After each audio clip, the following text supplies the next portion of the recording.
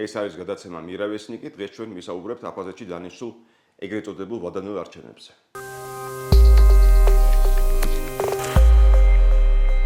ჩვენი სტუმარი გახლავთ აფხაზეთის უზენაესი საბჭოს თავმჯდომარის მოადგილე ბატონი თამას ხუბო. ბატონო თამას, მოგესალმებით. ჯერ შევახსენებ ჩვენს მაყურებელს, რომ ჩვენი გადაცემა გახლავთ აფხაზეთის საინფორმაციო ანალიტიკური ცენტრის პროექტი და ჩვენი ყურება შეიძლება ყველა პლატფორმაზე, როგორც არის Facebook, YouTube, TikTok და ასე შემდეგ. ბატონო თამას, კიდევ ერთხელ მოგესალმებით. რა თქმა უნდა, ვისაუბროთ პირველ რიგში მაინც იმ ვითარებაზე, რომელიც იქნა შეიქმნა აფხაზეთში. და ასე ვთქვათ, წინა საარჩევნო მდგომარეობაზე დაინიშნა ვადანდელი არჩევნები და ბჟანიას პირდაპირ ღიად უჭერს პუტინი, როგორც ჩვენ ვიცით. ეს თავისთავად ცხადია, მნიშვნელოვანია ძალიან, იმიტომ რომ ახლა ჩემში გამოიწვია რაღაცა ემოციები, ასე ვთქვათ, არც თუ ისე კარგი ემოციები გამოიწვია იმან, რომ როცა პარლამენტის შტურმი მიდიოდა, მაინც ყვიროდნენ რუსეთი და პარლამენტის მერე. რუსული დროშა აღმართეს. ალბათ ცოტა ტრაიგიკომიკური ვითარება იყო ალბათ. დამეთანხმებით, თქვენ როგორ უყურებთ ამ ვითარებას? აქედან რასეთ თქვენ მაყურებელს როგორ ჩანს ეს აქედან თბილისიდან და როგორ ჩანს ეს სოხუმიდან თქვენს ალბათ ჩვენი რო იცით ასევე, მოდი ამაზე ვისაუბროთ. მადლობა მოწვევისთვის ბატონო თორნიკე. მე მეორეჯერ ვარ თქვენი პროექტის ფორმატში სტუდიაში და არ მომწყინდება იმის გამეორება, რომ მე უაღრესად მაყოფილებს და კმაყოფილი ვარ, რომ ისეთი პიროვნება, როგორიც თორნიკე შარაშენიძეა, ცნობილი კონფლიქტოლოგი, პოლიტოლოგი, ინტელექტუალი, აფხაზეთის თემატიკას მაშინ ფეხბურთის ცოდნაც დავუმატოთ და მაგაზეც ვისაუბროთ. ხო, და აფხაზეთის პრობლემატიკაზე საუბრობს სხვადასხვა რესპონდენტებთან. ეს მე ძალიან მაკმაყოფილებს და ეს მინდა კიდევ ერთხელ არ მომწყინდება ამის გამოხატვა. ეს ძალიან მნიშვნელოვანია ჩვენთვის. რაც შეეხება აფხაზეთში მიმდინარე პროცესებს, თავიდანვე მინდა შევთანხმდეთ. თქვენი რესპონდენტები ყველას თავის საკუთარი მოსაზრება გააჩნია ნებისმიერ პოლიტიკურ საკითხთან დაკავშირებით და მეც ჩემი დამოკიდებულება მაქვს იმასთან დაკავშირებით, რაც სოხუმში ხდება. ეს არავითარ შემთხვევაში არ უნდა განვიხილოთ როგორც საქართველოს ინტერესებიდან გამომდინარე რაღაც ადამიანების მიერ წამოწყებული ბუნტი, საპროტესტო მიტინგი. არა, გამეორდეთ იქ რუსეთს ყვეროდნენ. დიახ, ეს არის ჩემი დამოკიდებულება ამ საკითხებისადმი. ეს არის ეგრეთ წოდებული სახალხო კრების აფხაზეთში მოქმედი საკანონმდებლო ორგანოს წევრების მიერ ლობირებული ბიზნესმენების მიერ წამოწყებული ღონისძიება, რომლებმაც ბოლოს იგრძნეს, რომ კრემლი ძალიან უხეშად დაიწყო ჩარევა ადამიანის უფლებების ასე ვთქვათ დარღვევის პროცესში. მე მხედველობაში მაქვს ის ბიზნესმენები, რომლებსაც რაღაც პატარა თუ დიდი საქმეები ან დაწყებული აქვს, ან შუა მომენტში არიან. გულისხმობთ ადგილობრივ ბიზნესმენებს. დიახ, ადგილობრივ ბიზნესმენებს, იმიტომ რომ ის მიღებული კანონ პროექტები, ან რომლის მიღება უნდოდა და ზოგჯერ დააბრუნეს უკან იგივე ინვესტიციებთან, იგივე აპარტამენტებთან დაკავშირებით, რამდენადაც ღიმილის მომგვრილი და სასაცილო არ იყოს, პირდაპირ მითითებულია, რომ უპირატესობა ენიჭება იმ ბიზნესმენებს, ვინც გარედან შემოაქვს ინვესტიცია და გარედან ძალიან საინტერესოა ეს. გარედან ვინ შემოდის რუსეთი. დიახ, და საინტერესო არის ის, რომ საუბარია ძალიან დიდ თანხებზე, პრივილეგიას იღებს ბიზნესი, რომელიც ძალიან დიდ თანხას დებს საქმეში და ანუ ეს ურტყამცხადია ადგილობრივ მცირე ბიზნესს სწორედ ძალიან საინტერესოა. რა თქმა უნდა, აბსოლუტურად გეთანხმებით, ეს არის ერთ-ერთი შემადგენელი და ბიზნესმენებმა იგრძნეს, რომ ხალხო, თქვენ გიხდით ფულს, ჩვენი ასე ვთქვათ, გადასახდელების გადამხდელები ხართ, დელეგირებულია თქვენი უფლებამოსილება სახალხო კრებაში და ჩვენ არ გვიცავთ, რომ თავზე გვაჯდება ვიღაცეები გარედან.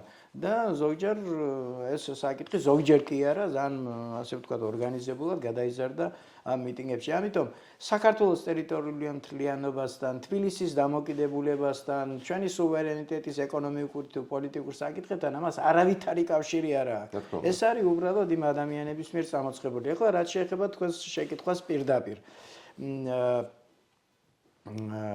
მათი კანონით და მათი კონსტიტუციით, ასე ვთქვათ, პრეზიდენტის განცხადებიდან გადადგომის შესახებ ორ კვირაში კომიტეტის სახალხო კრება განიხილავს თარიღს ახალი არჩევნების ჩატარებისა და ეს ახლა უხდება 25 წლის, სადღაც თებერვლის შუა რიცხვებს. იქნება ასე ვთქვათ არჩევნები. იქ არიან ადამიანები, რომლებსაც მოფიქრებული აქვთ ეს საკითხი, და თავიანთი პრეზიდენტის მოსვლა უნდათ, იმიტომ რომ თავიანთი ბიზნესები დაცული იქნა. სხვა საკითხებს მე არ ვეხები, იმიტომ რომ პოლიტიკური შემადგენელი იმდენად არის საინტერესო მათთვის, რომ ეს გაჟღერდეს დიაპაზონი მიიღოს მიტინგმა უფრო, ასე ვთქვათ, ხელშესახები. თქვენ როგორ გონიათ მომიტინგე, რომელიც სამფეროვან რუსეთის დროსაც აფრიალებს და რუსეთის ხელმძღვანელობასთან, კრემლთან არავითარი კონფლიქტი არ აქვს, ისინი ჩვენი ძმები არიან, მაგრამ ჟანია და სხვაგვარებმა გამბამ თუ ვიღაცებმა ასე ვთქვათ დაარღვიეს ჩვენი უფლებები და ისინი უნდა შეიცვალოს და ახალი ადამიანები მოვიდნენ, ეს ყველაფერი მიმართულია მერკანტილური პირობების წინაპლანზე წამოწევით და ზოგიერთებმა გადაწყვიტეს, ვინც ამას ორგანიზაცია გაუკეთა და სხვათა შორის მიტინგი და საპროტესტო აქციები განსხვავებით წინა წლებთან საკმაოდ ორგანიზებულს გავდა იმ თვალსაზრისით, რომ იერიში მიიტანეს, როგორც თქვენ ბრძანეთ, სასიამოვნო არ იყო, რომ პარლამენტის შენობაზე და ისეთი ფორმები იყო გამოხატვის ნორმალური ადამიანისათვის მიუღებელი, მაგრამ ამაში ჩართული იყო ძალიან იგივე ამცახარა ვეტერანთა ძალიან საკმაოდ ძლიერი ორგანიზაცია. ანუ შევაჯამოთ ეს მომენტი. თუ სწორად გავიგე, ეს იყო უფრო კარგად ორგანიზებული, ამის უკან ალბათ იყო კონკრეტული ალბათ ფულიც და ხალხი ვინც ერკვევა მსგავს თემებში, ვინც ერკვევა არეულობის მოწყობაში, აი ამ თემატიკაში. ბატონო თორნიკე, ჩვენთვის ჩვენი დევნილი ხელისუფლების წარმომადგენლებისთვის, პოლიტიკოსების და საერთოდ ნებისმიერი პოლიტიკოსისთვის საქართველოში ეს მომენტები ღირებულია იმდენად, რამდენადაც აი თქვენ ბრძანეთ უკვე და ვაგრძელებ. თავისი ორგანიზებულობით, მასურობით, მარტო სოხუმში კი არ იყო გამოსვლები იყო სხვადასხვა ქალაქებში ამ საკითხთან დაკავშირებით. იმიტომ რომ ამას გაუწიეს ორგანიზაცია და ამ თვალსაზრისით რომ ამ ადამიანებმა პროტესტის გამოხატვა უფრო ხმამაღლა დაიწყეს, აი ამ თვალსაზრისით არის ჩვენ ზირძელ ტერიტორიაზე თუ რა პროცესები მიმდინარეობს, თორემ პოლიტიკური თვალსაზრისით რომ თბილის რაღაც საუკეთესო პერსპექტივის, უკეთესი პერსპექტივის ის გაუჩნდა იმედები, ამაზე საუბარი გულუბრყვილოა. სხვათა შორის, აი დღეს ვქონდა ჩვენს კოლეგებთან ერთად პლენარული სხდომა ქონდა უმაღლეს საბჭოსი და იქ განვიხილეთ ეს საკითხი, რომ შემოდის ჩვენთან სატელეფონო ზარები, რომლებიც გვეკითხებიან ჩვენ დეპუტატებს, გვეკითხებიან, რომ მართალია თუ არა, რომ ის ოპოზიციური ძალები, რომლებიც ახლა დომინირებენ ხანმოკლე პერიოდში თუ ხანგრძლივ პერიოდში სოხუმში ლაპარაკობენ თურმე ვერბალურად და დეკლარაციასაც ამზადებენ თუ გამზადებული აქვთ რომ ჩვენ დავსხდებით თბილისთან მოლაპარაკებებში და დროა გადაწყდეს თბილისთან ერთობლივი ცხოვრების საკითხები და ასე შემდეგ და ასე შემდეგ. ეს იმდენად გულუბრყვილო საკითხია, ზოგჯერ ამას ჩვენი იანგურს გამოღმა მომუშავე და მოღვაწე პოლიტიკოსებიც უთმობენ ამას ყურადღებას. ეს არის იმდენად გულუბრყვილო, რომ ამაზე საუბარიც არის სასაცილო. შეხვდა რა სათაურები, რომ აფხაზური ოპოზიცია აპირებს აფხაზეთის საქართველოს ეს არის რა თქმა უნდა მცდარი დამოკიდებულება, ამის მსგავსი არაფერი არც გაჟღერებულა და მე თქვენ გარწმუნებთ, რომ უახლოეს პერიოდში არ გაჟღერდება. აქ არის კრემლის დომინაცია სრული. თავისთავად. ცხადია და როგორც მოდი გავაცილოთ ეს თემა, ესე იგი კარგად ორგანიზებული ძალები, ძირითადად ბიზნესმენები და ალბათ პოლიტიკოსები დაუპირისპირდნენ ეხანდელ ჟანიას, ეხანდელ ესე თქვა მართველს და ვინ წარმოუდგენია თქვენი აზრით მათ თავიანთ ესე თქვა პრეზიდენტად, თავიანთ კანდიდატად პრეზიდენტის, ეგრეთ წოდებული პრეზიდენტის პოსტზე, მით უმეტეს ისევ და ისევ იმ ფონზე, რომ გამეორდები, როცა პუტინი უჭერს აშკარად ხარს ჟანიას და თუ ყველა აფხაზი ახლა იფიცება, რომ რუსეთია მათი ერთ-ერთი გამოსავალი, როგორ შეძლებს იქ ვინმე სერიოზულად წავიდეს პუტინის პირადი კანდიდატის ჟანიას წინააღმდეგ? შეიძლება ცოტა პარადოქსულად მოგეჩვენოთ, მაგრამ რუსეთი იმ მდგომარეობაში, რამ მდგომარეობაშიც ახლა იმყოფება გეოპოლიტიკური რეგიონალური თვალსაზრისით, მაგას ბევრი გაჭირვებები აქვს უკრაინაში, ევროკავშირთან მიმართებაში, შეერთებულ შტატებთან მიმართებაში, ახლო აღმოსავლეთი და სხვა საკითხები. არა მგონია რომ მაინც და მაინც დაიჩემოს რომ აირჩიეთ გინდა თუ არა ბჟანია, რახან მან საჭიროდ ჩათვალა რაღაც კანონპროექტები უკან გაეწვია და არ უნდა თავის მაინც და მაინც ატკივება, მაინც მისი გუბერნია და შიგნით მოიხარშოს ეს ყველაფერი და აირჩიეთ თქვენ ვისაც ჩათვლით საჭიროდ და ამით ხაზს გაუსვამს დემოკრატიზაციის და შიგა საქმეებში არჩაურებლობის საკითხებს. ამიტომ ვერ გეტყვით, ახლა იქ არის გამბა, იქ არის არძიმბა კიდევ ერთი ასეთი დიახ არის სხვათა შორის ძალიან გამიგვირდა ერთ-ერთი დამეთანხმებიან ჩემი კოლეგები, თქვენს დამეთანხმებით, იმიტომ რომ ამ საკითხებში ძალიან გათვითცნობიერებული ხართ. მე ვერ ვიტყვი რომ ის თავგადაკლული, ასე ვთქვათ, ქართველია, მაგრამ იგივე ალი კანქვაბი საკმაოდ საღადმოაზროვნე პიროვნება იყო, რომელიც ხანდაზმულია. ხო, რა, უკვე ასაკში არის, მაგრამ მას შეეძლო კიდევ რაღაც ჭკვიანური, ასე ვთქვათ, პირდაპირ ჭკვიანური რაღაცები ერთშია თუ თვითონ თანამდებობაზე არ იქნებოდა სხვა ადამიანებისათვის და არიან იქ მართლა არიან ისეთი აფხაზები. მე ჩვენ ადრე რო ქონდა შეხვედრა, მაშინაც გითხარი და ახლაც ვიმეორებ, რომ ბევრი ნათესავი მყავს აფხაზი და ეხლა ყოველდღე ვერ გეტყვით, მაგრამ ძალიან ხშირად კონტაქტები გვაქვს, ტელეფონითაც ვისაუბრებთ, ამ საკითხებზე არ ვსაუბრობთ, მაგრამ განწყობა ვიცი იქაური. ეს მათ რო ვკითხე მე რა ხდება სოხუმში, რა ვიცი და ჩვენ არ გვეხებაო. აი ასეთი არის ლეიტმოტივი და ქვეტექსტი მათი პასუხებისა. ამიტომ იმის ართმაც არ შეიძლება რომ იქ არ არიან ადამიანები, რომლებსაც აინტერესებთ ხვალინდელი დღე, არ აინტერესებდეთ ხვალინდელი დღე აფხაზეთისა. მაგრამ იქ დღეს ისინი ვერაფერს ვერ გააკეთებენ და თუ ძალიან ბევრს მოინდომებენ, შეიძლება მათი ასე ვთქვათ განზე გაწევას ეს ყველაზე უკეთეს შემთხვევაში და თქვენ იცით რას უშვებიან იქ ოპოზიციონერებს ისეთებს რომლებიც მოურჯულებელთა კატეგორიაში არის და ამას დაუფიქრებლად აკეთებენ ყოველთვის.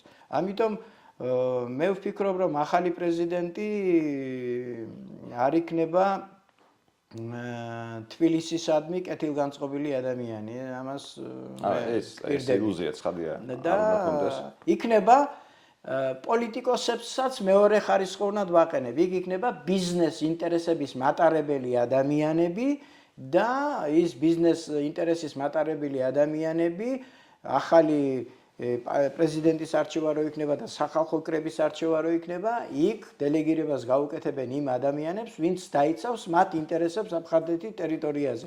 მათ რა უნდათ ახლა მომიტინგეებს? მომიტინგეებს უნდათ რომ აფხაზეთის ბუნებრივი რესურსები, ბიზნეს შესაძლებლობები მოხმარდეს იმ ერთ მუჭა ადამიანებს, რომლებიც აფხაზეთში ცხოვრობენ, აფხაზი ეროვნების მატარებლები არიან და აი ამ დაძაბულ სიტუაციას იყენებენ მათ და სასარგებლოდ.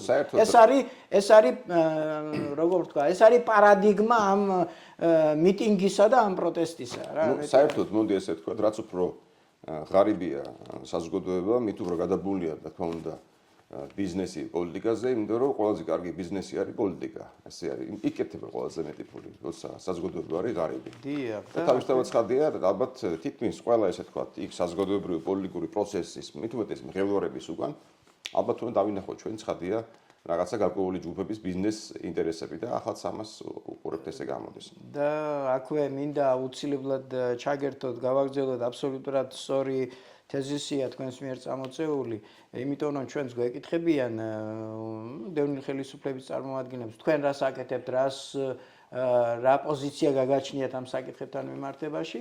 ეხლა ჩვენ პირადად ჩემი პოზიცია მე გითხარით, რომ მაინტერესებს რამდენადაც ეს ჩემს სახლში ხდება, ჩემს ძირძველ ადგილას ხდება, რომ იქ რაღაც ჩვენთვის ასეკეთო გახდება ამ თვალსაზრისით არა, მაგრამ ეს გვაძლევს უფლებას ჩვენ გულხელდაკრეფილები უცქიროთ მსგავს პროცესებს არ გვაძლევს და აქ უფრო ორიენტაციას ვაკეთებ ცენტრალურ ხელისუფლებაზე, საერთაშორისო ორგანიზაციების, ჰუმანიტარული პოლიტიკური ორგანიზაციების გამოყენება და ჩვენი იმ ადამიანების უფლებების დაცვის აპელირებით წინა პლანზე წამოწევა ჩვენი თანამემამულეები, ვინც იქ ცხოვრობს, რომ ისინი იჩაგრებიან და იგივე მე გალელი ვარ და გალის რაიონის ეკონომიკური განვითარების ყველა რაიონზე არის სპეციალური გეგმები მიღებული და ეს სუფთა სეგრეგაცია არის და აპარტეიდის მაჩვენებელი, რომ გალზე არაფერი არ არის ნათქვამი არსად რა.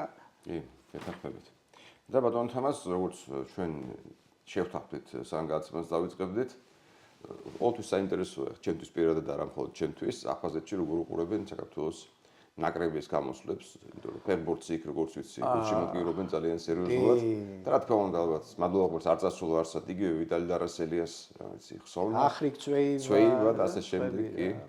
ნუ, სამწუხაროდ ჩვენ ვერ გავედით როგორც ცნობილია ჯგუფიდან, მაგრამ ნუ იმის კვალობაზე რაც იყო საქართველოს ნაკრები 5 წლის წინ თუნდაც ეხლა მთელი ჩვენი გამოსვლები ალბათ შტაბია და აქ ალბათ ამას იქაც ამჩნევენ სოხუმში. მე ბატონო თორნიკე მე მერიდებოდა როგორც რესპონდენტს რომ ეს შემომეთავაზებინა თქვენთვის, იმიტომ რომ თქვენ ხართ ფეხბურთში ძალიან ჩახედული ადამიანები. ამაზე ვისაუბროთ, უფრო სასიამოვნო თემად შემოვიდეთ. და თქვენი პროგნოზები, თქვენი ანალიტიკური პოსტები ჩემთვის არის ყოველთვის ალბათ ამჩნევთ, ყოველთვის ჩემს მოსაზრებებს ლაპარაკობ და მსიამოვნებს ყოველთვის ამის წაკითხვა, რა თქმა უნდა. ჭეშმარიტი გულშემატკივარი სადაც არ უნდა იყოს და გამოხმაურებებიც იყო ევროპის ჩემპიონატში მიღწეულ გარკვეულ წარმატებებზე, რომ კარგი გუნდია, რომ ლამაზად თამაშობენ და ერთი და მეორე და არ ამგონია ის რაც წაკითხული მაქვს ამ თვალსაზრისით ან გაგონილი მაქვს ეს ამას კონდეს პოლიტიკური სარჩული. უბრალოდ ფეხბურთი მოყვარული ადამიანები ახლა აფხაზეთში იცით როგორი ფეხბურთელები აღიზარდნენ ბარქაია და სიჭინავადან დაწყებული და ძიაფშიდან და სხვებიდან. ამიტომ ძალიან დიდი საფეხბურთო კულტურა აფხაზეთში არსებობს და ამიტომ მათ შეუძლიათ კარგი შეფასება. რაც შეეხება ჩვენი გუნდის გამოსვლას, ძალიან ნაწყენი ვარ, მაგარი იმედგაცრუებული ვარ, რომ მესამე ადგილზე გავედით, მაგრამ ძალიან ჯერა ამ ფორმაციის გუნდის. მე პირადად ძალიან ჯერა დასკვნები გაკეთდება. ეხლა ჩვენი გუნდი გადის იმ შეწირვის პერიოდს, როდესაც იგივე რეზულტატიანობა, იგივე ემოციები, იგივე დამარცხების ამბები, რაღაცები უნდა გაიარონ ჩვენმა გუნდმა.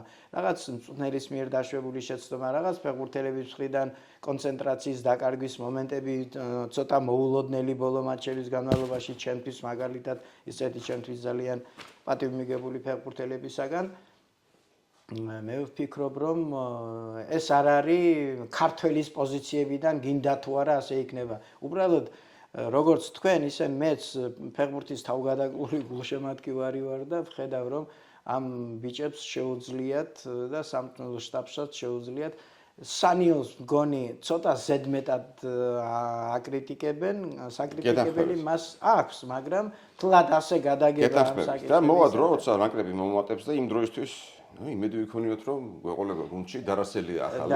და რომელიც გაიგას მნიშვნელოვან გოლს. მე მინდა თქვენ გთხოვოთ აი აქ საჯაროდ და მე თქვენ ამას გვერდს ვერ აუვლით, რომ ყოველთვის გააგრძელეთ.